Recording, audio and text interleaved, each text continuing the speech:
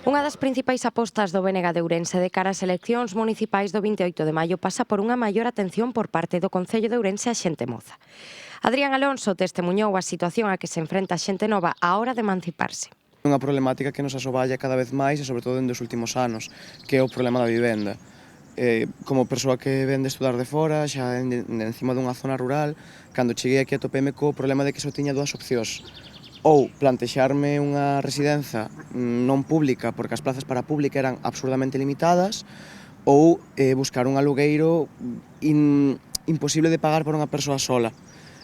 Aínda así, entre varios, o problema que nos atopamos os estudantes son pisos dunha calidade nefasta, uns alquileres elevados, traquiñuelas e chanchullos que fan as propias inmobiliarias cada vez que ven un grupo de estudantes acercarse.